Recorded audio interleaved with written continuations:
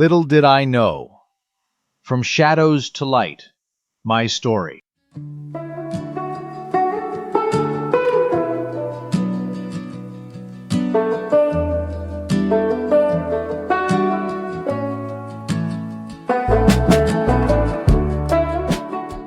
Chapter 2.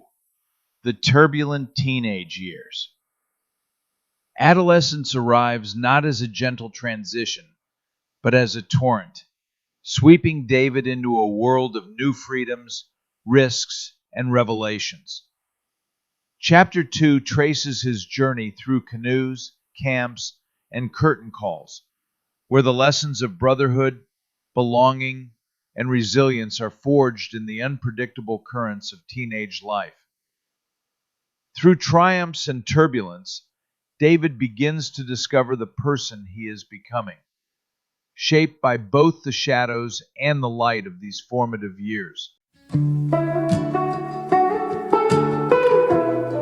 The rise of Coach, hustling, humiliation, and high school turf wars.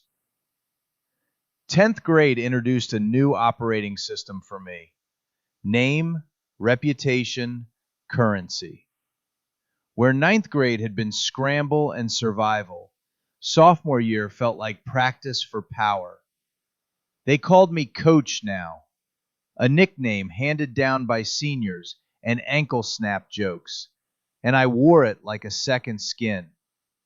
My hoodie was no longer just clothing. It was a toolbox. In its kangaroo pocket, I carried my product and my leverage. A small bag of joints, a little cash, a token of access.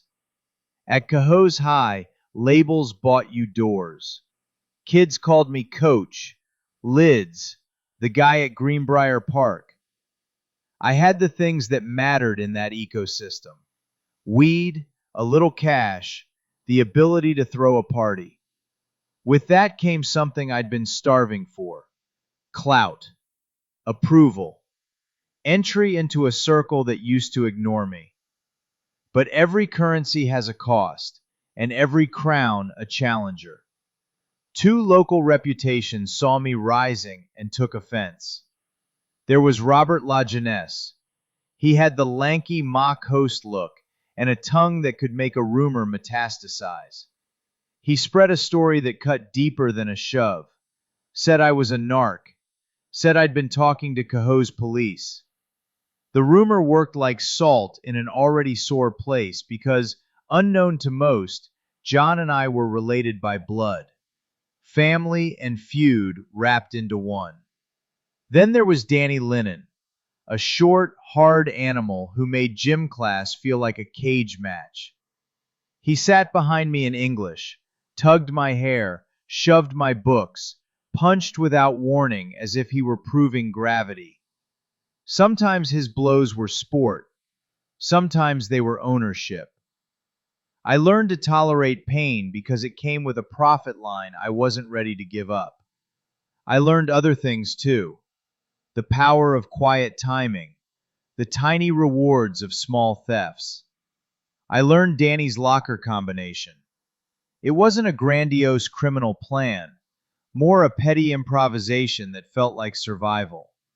Quiet halls, empty moments, open locker, empty jacket, Marlboros, lighters, a handful of bills, a dime bag of weed, loose joints. Enough to frustrate him, never enough to get me caught.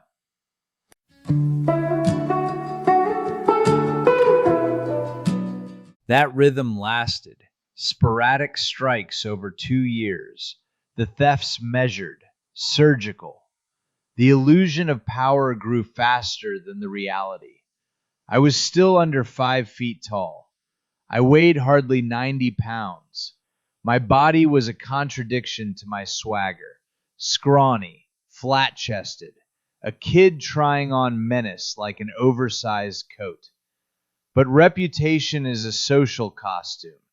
If you wear it with enough audacity, people start to use it. Then one day, the costume revealed a new seam. I pulled the leather jacket open like I had 100 times, and this time something cold and small lay deeper than breath and cigarettes. It was a discovery that didn't feel like a win. It felt like a ledger changing the balance. Not a token, not an accessory. A snub-nosed .357 revolver. Eek!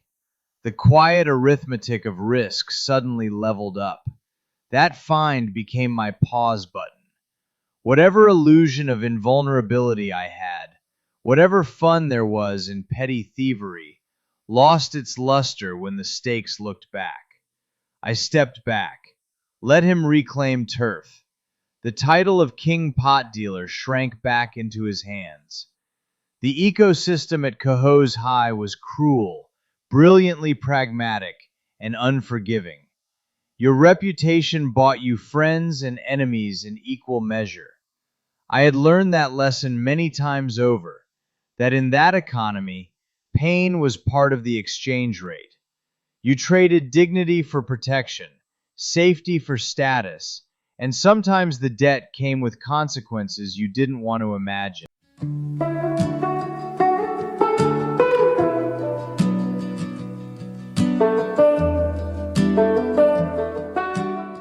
Thank you for spending this time with me, the Pussycat Wizard.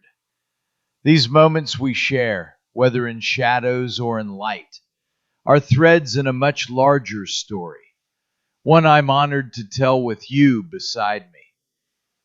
As always, the journey continues. The next chapter subsection is waiting, and I'd be honored if you'd walk with me a little further down this road. Until then, keep the wonder alive, and I'll see you in the next episode of Little Did I Know.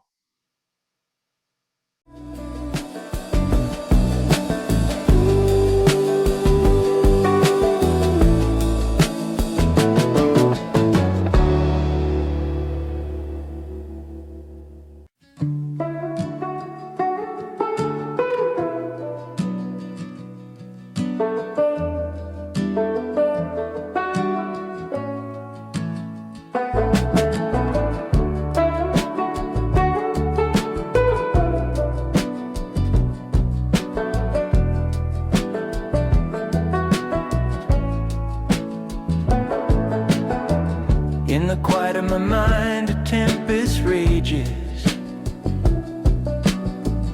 Mother's convictions, the script of ages. Her voice a beacon in the fog of my prose. David, she chides, in secrecy it goes. Beneath my breath, a silent plea. Mother, I hear you, but can you hear me? Your savior, your faith you implore, I embrace. Yet within, I wrestle with my own grace. Torn between the divine and my truth. A son's love, a personal sleuth. Have you surrendered? You persistently ask. In your version of Jesus, should I bask? Jane, your call for aid. He's different, you say. A label pre-made. In your eyes I see the fear of a son's path, not straight but queer.